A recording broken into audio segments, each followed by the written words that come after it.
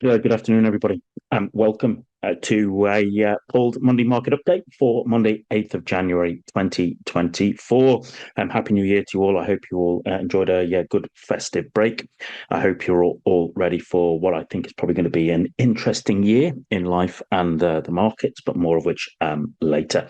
And before we begin, as always, just great to know that those of you here joining us today in the room, if just to confirm that you can hear my voice and that you can see the slides, that's always a good start, just to make sure that tech is working for us. If someone in the room could just let that know in the chat box, would be much appreciated. Fantastic, that's very good of you. Thank you all. Thank you. So for those of you joining us for the first time, the Paul's Monday Market Update is literally a race through the markets for about 25-30 minutes every kind of Monday lunchtime, 12:30 onwards. What we talk about is I'll just talk about sort of strength and weakness within the FX markets and the indices, where I focus most of my endeavours. We have a look at a few charts of interest, okay, that might be just of interest to add to your own watch list. And then we have a little look at our live markets. As I said, it's a bit of a race through, okay, so I'm trying to fit in as much as I possibly can. This is not it's not a signal service. This is not a trade recommendation service. This is just me looking purely at what is of interest to me, and it may be of relevance or of interest to you also. So as always, you're always very welcome here. Just remember that you are responsible for your own trading decisions. Also, if you want to sort of listen to some more trading education, every Monday afternoon, 2 o'clock London time, I do a webinar called Monday Market Matters for ActivTrades. That'll be at 2 o'clock today. And I'm going to talk about trading European markets in 2024, really focusing just on looking at intraday trading of European indices. If you're interested in joining that, or if you want the recording, there's the QR code there on the chart there to use your phone, take a screenshot of that, and then you can join us for that if you wish. Right, but more importantly, let's crack on with our own analysis. I appreciate if you're new to the Monday Market Update, or if you're new to trading, this might maybe appear a little bit overwhelming or intimidating, but it's not really. Once you've seen it a couple of times, it's kind of pretty easy to understand. What this is the analysis I still do myself every weekend, okay, for about 90 minutes or so, and the whole idea is to give me an indication of where's the strength and where's the weakness within primarily FX markets, but also how that flows across into indices and commodities. And the whole idea about that is that kind of analysis I do helps me focus my time, energy, and resources for the week ahead in terms of where I want to particularly looking. So where are we? What does this mean? We are into the second week of the year, 8th of January, and I'm looking, as I said, where's the strength and where's the weakness within their FX markets. So what's showing to me is that Swiss franc has basically regained its place at the top of the pile there. I mean, it's been pretty strong for pretty much most of pretty much most of last 2023. But it has it has basically sort of, usurped Kiwi dollar, right? And so basically we see Swiss franc at number one and Kiwi dollar at number two. I think I said, those of you who join me regularly, I said at the kind of end of last year when we were seeing Kiwi dollar strength, okay, at the top of the STAM, I think part of that was a case of their indication that they were unlikely to be cutting interest rates as quickly as the Fed, okay, and everybody gets a little bit giddy, all right. So we saw the Kiwi dollar sort of float to the top, but as I said at the time, I didn't think it would hold out that long. And as we can see, it was kind of a little bit of a Christmas present for you, but it's kind of slipped off its perch there. It kind of interestingly that, you've got Swiss franc at the top of the pile. You could go into that for various reasons as to why that is there. But, it's kind of interesting because normally what we're looking at is Swiss franc and yen sort of being quite similar in terms of being risk-off currencies. But we can see there that Swiss franc's at the top of the pile. Japanese yen is a 7 out of 8, and US dollar, okay, remains bottom of the pile. Though it must be said that this last week the dollar has started strongly in 2024, and we will look at the charts of that in a particular moment after the let's say the collapse in US dollar. Okay, for the last couple of months of the year, we've had a bit of a start to the year. Part of that, I think, is we had a good deal of giddiness at the end of last year, okay, where people were thinking that interest rate cuts from the Fed were happening and were going to be happening faster, and people were getting excited that they thought that those interest rate cuts would be happening in March. I suspect that what we are seeing is we are seeing the probability of that being reduced, and really you're looking kind of into sort of a calendar Q2 of this year, sort of May onwards, before there's any indication. I think that when there were people were talking that the Fed Reserve were going to look at doing 6 cuts in 2024, I think on present trajectory, that is ambitious. Of course, that can change. The picture can change if what we see is a deterioration in data out of the US. Invariably, what we will see is, I think it's Thursday, we've got CPI data coming out, and everyone's going to be really interested in that to see what's how they're doing in terms of managing those inflation expectations. And if we see, depending on how we see the data on that, that will have a huge implication on the US dollar. And then, of course, if that has an implication on the US dollar, then basically that has an implication on all those majors, etc. So as I said, dollar's bottom of the pile, but it has had a bullish start to the year. Close to home, sterling is wafting about, okay, in the top end of the table, and it's a bit of a mixed picture there, okay. It's strong against a couple of currencies, it's weak against others. We'll look at that as always. I normally generally tend to finish off with a look at sterling to finish off the pile. What we have seen is there's a little bit of Comdol strength there, okay. You can see across the board there, right? Part of that's probably a little bit of, in terms of Canadian dollar, a little bit of a bump in oil, as we've seen sort of some of those geopolitical tensions that ebbed a little bit over the festive period start to play out a bit, and of course that's going to be a theme for this particular year. Euro, Euro's still wafting around down by the bottom, okay. Even if I think what we'll see is worse, and is that even if, let's say, the Fed and the Americans look to extend out the sort of the timeline by which time they make cuts, the likelihood is that as has been hinted at, is that the ECB might be the ones who may have to make the first cuts, just to effectively try and help stimulate the eurozone economies, etc. So that, of course, has had an impact on euro strength, or rather the lack of it, over the last couple of months. So on an intraday basis, well, actually what we've seen is yen's actually had a little bit of strength this morning, and those Comdols have kind of basically had a little bit of a weaker. You might sort of say that that's a kind of a start of the week with a kind of a risk off, and perhaps maybe that's an element of a reflection on those kind of the US job numbers we had on Friday. They were better than expected, although it must be said that's not a shocker in an election year, okay, that the numbers put out can be good. What we always look for is to see is when and if there are any revisions to those job numbers, okay. We've had a fair few of those, but that kind of initial number, basically, everyone gets a little bit excitable about it, all right. Of course, if the job numbers look strong, it gives a reflection of a strong economy. So invariably, when you're looking at that, then invariably, people's comments or thoughts about the trajectory of possible Fed interest rate cuts, okay, that gets lengthened out. It pushes right from that, and so I suspect maybe what we're seeing is that a reflection of that in today's trading.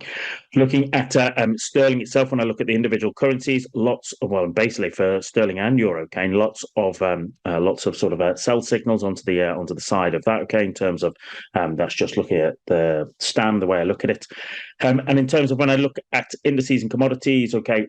The kind of the range of giddy strategigic buy signals that we saw in sort of November, December, and they have disappeared now. Weirdly, FTSE is the only one with a kind of a let's say a strategic buy signal on there, along with kind of Aussie. But if you look at the price chart of FTSE, which we will do in a minute, there's nothing there really getting me excited. But I've been saying that for months personally and such. Silver's on the strategic short side. Silver's been a little bit of a strange one the last few months and stuff. Okay, it's kind of whipsawed all around itself on there. And gold, it's still holding up above 2,000. We'll look at that at the moment. So generally, I'm just looking at that.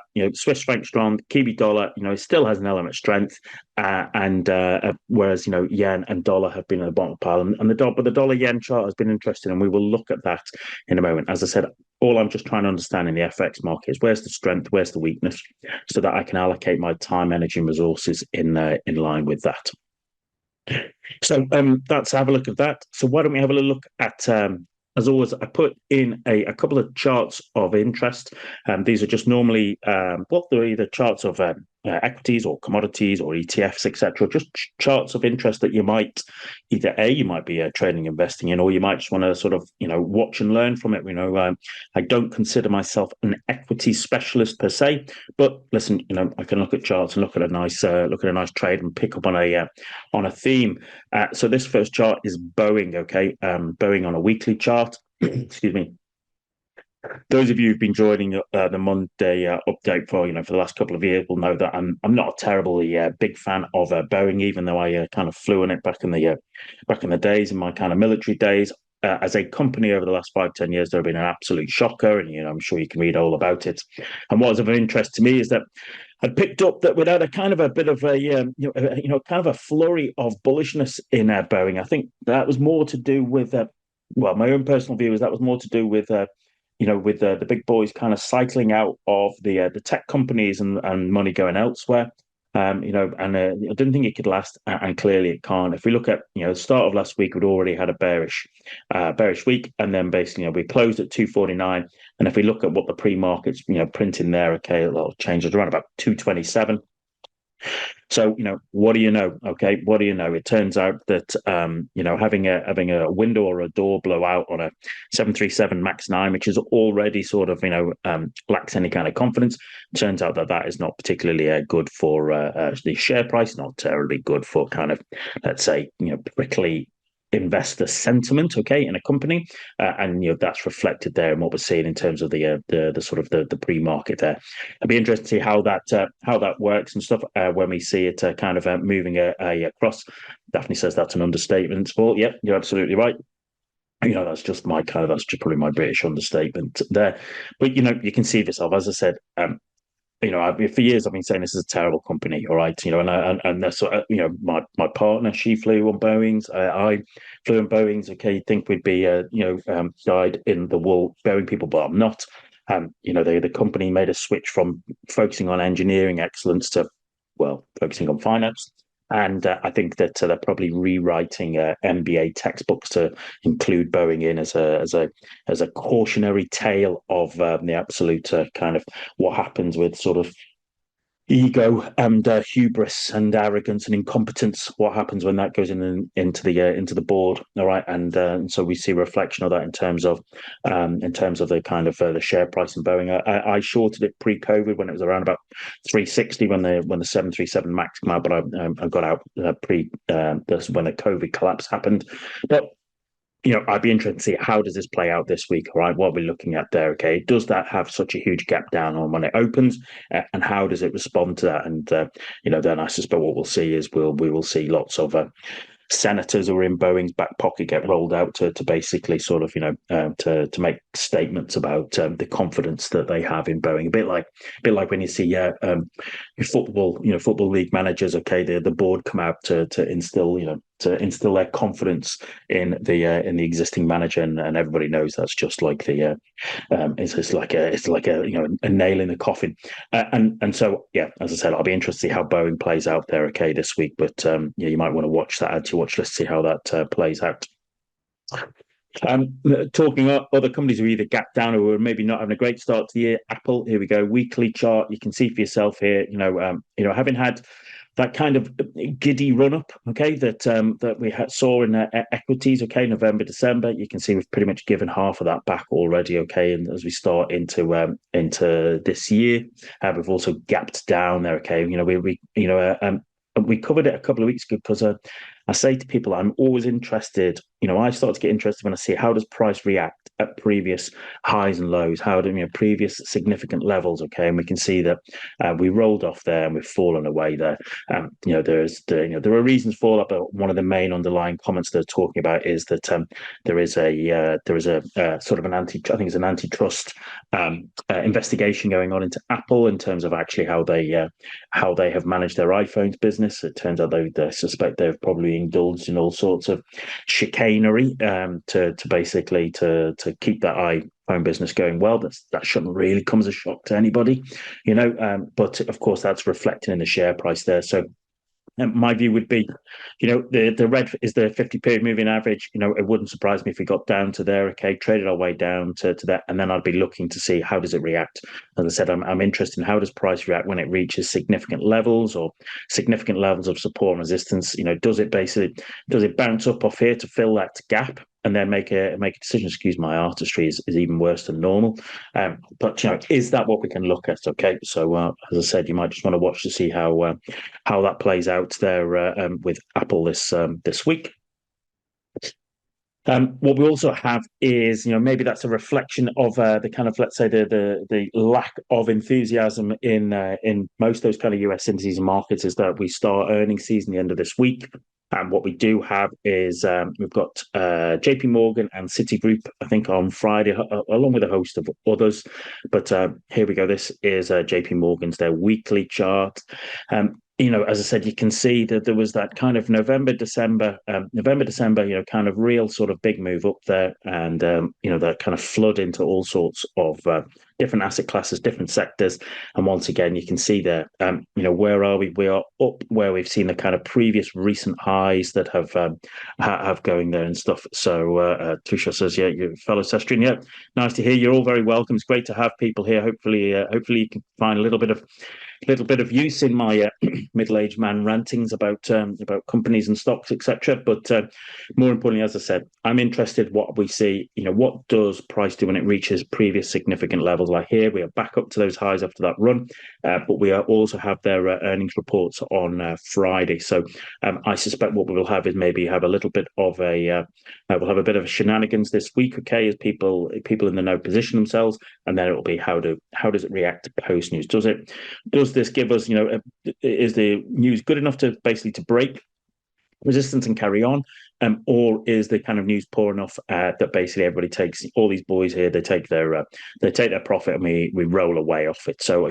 as I said, I'll be watching that to see how that particularly plays out over the over the next week or so. You might want to take a look at that as well. And in that line with that, Citigroup, as I said, and that's been quite some run for Citigroup. As I said, I don't consider myself an equity specialist, but it's about looking at a chart and identifying what's going on. And we can see that basically, we had a kind of false breakout there around $40. There it was a nice morning star formation, and we've just had that tear all the way up. I was interested here, okay, in December. And as I said, I'm interested in, we've reached this level here where the weekly 200-period moving average is, okay, where we've had basically, you can see we've bounced off it in the past. Once again, we've got kind of in the news on Friday about it. So with the CPI data on Thursday and things like financials on Friday, okay, this might make kind of an interesting end of the week for us. So I'd be just keeping an eye on that, have a look, see how does that particularly play out. Okay, how does that, have we hit an area of resistance again where we're going to sort of drop away back? Or will the data be good enough to basically power us through these levels of resistance? Okay, and then you're into a version of kind of clear water on that. So yeah, as I said, just you might want to add that to your watch list to see how that plays out this week. So there you go. As always, as I said, just some charts of interest. Now, bear with me a moment. What we'll do is we'll switch across to the live markets and have a little look at what's going on there. So just bear with us a moment, and we'll switch across to the platforms. Just wait. Let's see, where should we start here? Okay, so once again, as I said, hope you can still hear me. Hope you can see the charts. This is just an indices chart. All right. If you're new to trading, whatever, I appreciate it might look a little bit much, but you'll get the picture. This is just indices, and what I have here is I have the Dow, I have the Nasdaq, I have the SP 500, I have the Russell 2000. I've got FTSE. I've got the Nikkei and the DAX, and then crude oil there as well. Okay, so the whole idea is just to give me a very, very quick look at what's going on, a quick snapshot. And I suppose what we can see is, maybe let's have a little look at NASDAQ. All right, let's focus on NASDAQ, because what we've seen is, we had that rally up to those highs, okay, and I openly admit the end of September, October, I was very nervous. I thought we might just get a really strong move down, the way the price action was moving, and then this is what happens when you pump $350 billion into markets in November. Off we went. We went to new highs. If you'd have been telling people here that we were going to finish the year on new highs, I think myself and many others would have been scratching our heads. But it is what it is, and you have to trade what you see, not what you think. But basically, you can see for yourself that we're the start of the year, that kind of giddiness has kind of ebbed. And if we go into the daily chart, you can see we had here. We had back in the sort of latter half of December. This is a bearish key reversal candle. Price pushed to a new high, and rolled down and basically closed beneath the low. As I often say, if the KDR isn't the sort of the end of the trend is near enough by, and we can see actually it flushed its way up there, try to push up there, kind of a weak Santa's rally, because this was the Santa's rally, not the last couple of weeks of the year. But you can see for yourself how it's rolled off and rolled away there, okay? And I'd be looking now to see, how do we start this week, okay? Are we just going to have a quiet week until we get CPI Thursday and, earnings report starts Friday, okay? Is it effectively, is that what we're going to do? You can see Friday's day off after the NFP, it's a little bit mixed, a bit indecision, a bit doji, as I said, and I wonder now, does that make, as I said, the CPI report even more interesting to people? And do we just kind of, for want of a better word, do we arse about a bit for a couple of days until we get that data in to basically give us a shove in the new direction as we start to see the new sentiments? And that's kind of also reflected with the Russell 2000. We've been talking, this is the weekly chart, been talking, for years about how 2000 had been basically a significant level of resistance there. We popped our way through it, okay, and we thought, oh, here we go, maybe we push our way through, but you can see for yourself, a bit like all of those indices.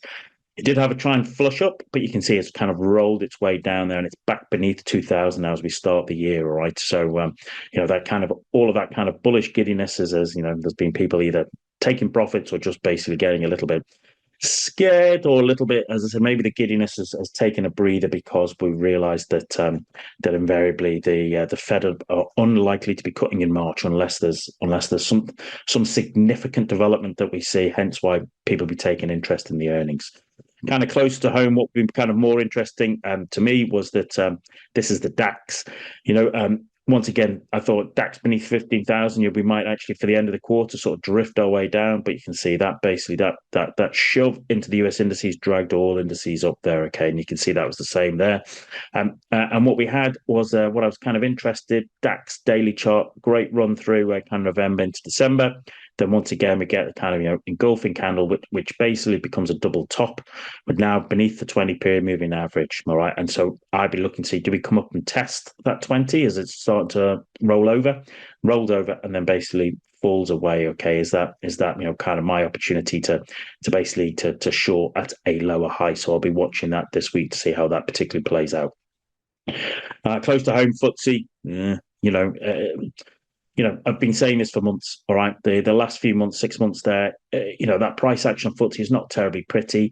Yet it is a strategic buy on my own model, but the price action isn't exactly is not exactly tempting you off the sidelines saying, come on, get into me. Even though we had December bullish, you can see there's lots of wicks there. Lots of wicks towards the end of the month, and you can see we're back down at the 20, and I'm going to see, is that 20 going to act as dynamic support? That's what I'm watching to see now, okay? Will it act as dynamic support, or will we drift our way down to the sort of 250, okay? So I will watch that over the next couple of days. Quick look at gold. Gold on the weekly chart. Great run up.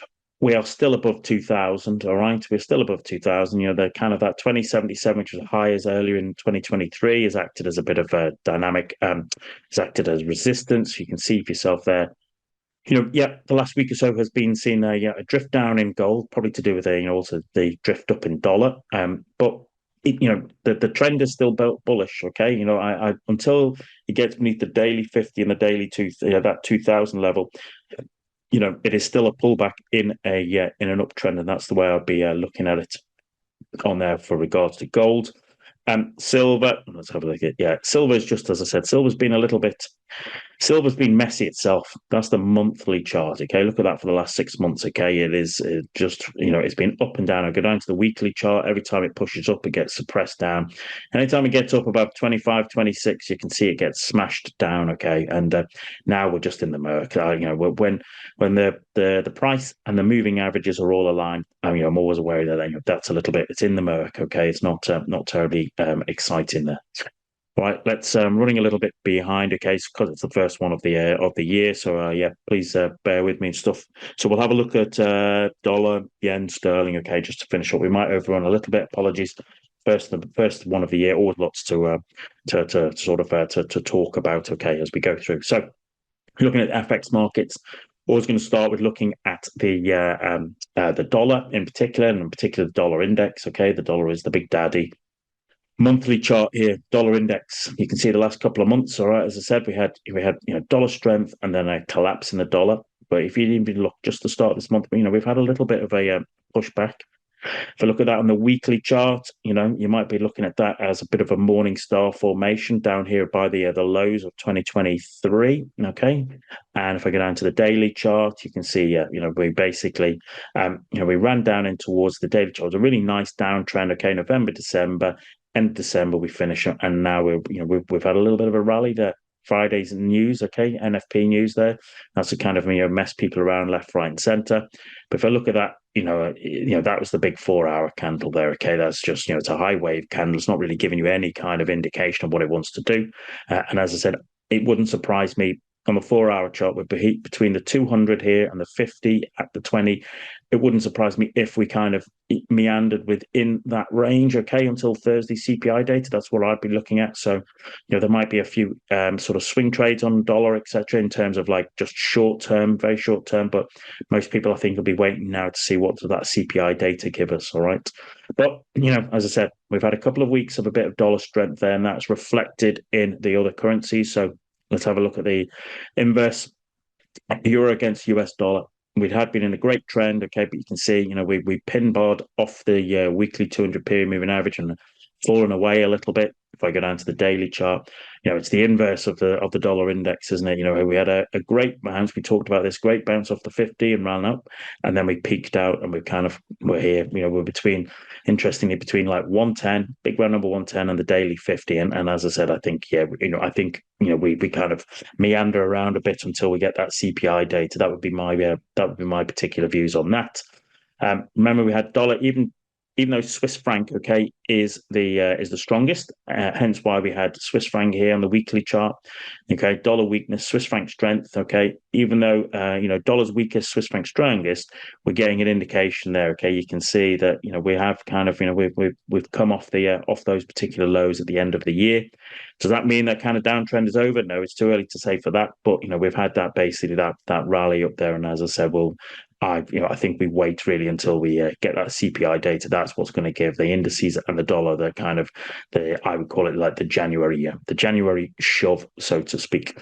Because we're running out of time, I'm not going to go through too much of these, but I'll do more of that on the VTP call this evening. But let's flick through to the yen. Okay, yen has been weak, and it's kind of been interesting to me. Let's get the old drawing tool out here. Is that let's just bring up a drawing tool. What we saw is that having had basically yen weakness, we then basically had a little bit of yen strength when the kind of once again kind of the UADA sort of flirted with making changes to the kind of policies and then didn't follow through in it. Markets don't like that, all right, and that's reflected in some of that volatility we have seen in the yen, okay, over the last couple of months, and you can see having drifted our way down, we started the year there with a bit of strength coming in and that yen weakness. Dollar against the yen as well, okay, having basically had dollar weakness, a little bit yen strength, that basically is a kind of ended with bounce off the 50 period moving average, okay, and I'm hoping you can see that basically on most of these weekly charts, okay, last week we started with a bit of yen weakness there, okay, really strong candles on that. The one I might actually have a little bit of an interesting look at very quickly is a Swiss franc against Japanese yen. That was just That's the weekly chart, and that was just a great trend, all right, for the year. And what I say to new traders is, if you like me on the swing trading, looking at basically trading, the kind of sort of longer term trends. Okay, that's what I want to do. Strength v weakness. I know at the start of the year, like we are here, that there will probably be 3 to 6 super trends every year. Okay, the problem I have is I don't know where they'll come and I don't know when they'll come. And people will often try and tell you they do know, but I think they're making that up. All right. The reality is, I know that those super trends will emerge. I just don't know where and when. That's why I have to do my weekly analysis, just positioning myself, keeping myself on top of it, so that when the big trends do start to emerge, I'm in a position to realize, well, hang on a minute, this is what we go. And last year, Swiss franc was strong, yen was weak, and that's you can see that's very strongly reflected in there. And what we've done is we peaked out there, okay, sort of into November, and we had that little bit of a little bit of yen strength. But what we've seen and what I'm interested in is that once again we've had Swiss franc strong, yen weak, and we've pushed our way up there, haven't we? Daily chart, okay, Fridays price borders up to the recent highs, okay, and we've pinned off it there, right? So it's a case of it kind of through 170 up there, and I'm going to be interested to see how does that play itself out. The 4-hour chart isn't terribly pretty there at the end of last week, but you can see this is just Swiss franc strength, yen weakness. It just comes back to a level of support and rallies its way strongly. And there we go. Okay, and now I'm going to be interested to see, right, is the 4-hour 20 going to act as dynamic support? Okay, is it going to push its way up and try and reassault those kind of highs again? But if it can't get up there, then I get ready for it to sort of to roll over there. So watch Swiss yen this year. That's what I'd be looking at. Last but not least, okay, is British pound. I normally always finish on sterling close to home. As I said, I'm always trying to race to. I appreciate we've run over a little bit. It's the first one of the year, isn't it? So, always lots to go through. Right, let's have a look at sterling in particular. Let's start with cable. As I said, it's been a bit of a mixed picture. Okay, Okay, in terms of sterling has had an element of strength, but my view is that a lot of that is more to do with the dollar weakness that we've dealt with, okay, and more to do with people getting excited about Fed Reserve cuts and worried about ECB cuts, okay. But what you can see here, if you look at that for the last that's the weekly chart. My apologies. If you look at that for the last month or so, there's lots of wicks either side there. Now, normally December can be a bit of a shoddy month anyway, but a bit like euro dollar, we came up to almost to the weekly 200 and we've pinned away, and we've just kind of asked about, really. If you look at that in the daily chart, yep, we're above the daily 50 and 200. We are making higher highs and higher lows, okay, but you can see Friday's action there. Once again, you've heard me say it. I think what we're going to see is this week, we're going to see a lot of the big boys, a lot of the traders coming back to the desk and starting to get an idea, okay, of, what their plan is going to be for, let's say, for Q1 of 2024. And yes, that will probably be driven by, elements of, what goes on in the reserve, or, how much the Bank of England mess up their position. I'm not a massive fan of Mr. Bailey, as many of you will well know and stuff. And it's I'll try and do that, Sen. Okay, it's a case of that all of that has an impact on sterling. Okay, and you can see yourself there. If I look at that price action for the first start of the week, there was quite a few swings there. We started off this week just a little bit, pivoting around the 4-hour 50. Okay, everybody's easing themselves back in. Nobody's going to make any drastic decisions until after that CPI data. All right. But if we look at, as I said, we've seen element of strength, okay, sterling against the yen there, and this morning was fabulous intraday trades, okay, and basically I'm trading that out, okay, myself this morning. But we look at pound against Swiss franc, okay, even though Swiss pound has been about number 4 in the STAM, Swiss franc has been the strongest, and we can see that this is where we were looking at, okay. That is a case of that Swiss franc strength is still there. If I look at the daily chart, my shorts there on the monthly move, and you can see how that's played out. But even that, okay, Swiss franc's been strong, but even look at that, the start of the year, okay, there's a little bit of sterling strength creeping into that.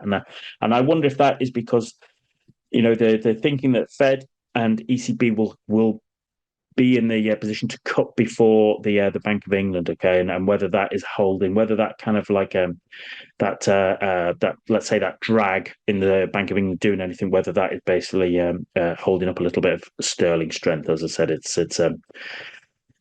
crumbs, right? It's crumbs of comfort, nothing to get terribly excited about, I'd say. If you look at euro against sterling, I talked about it. This is the weekly chart.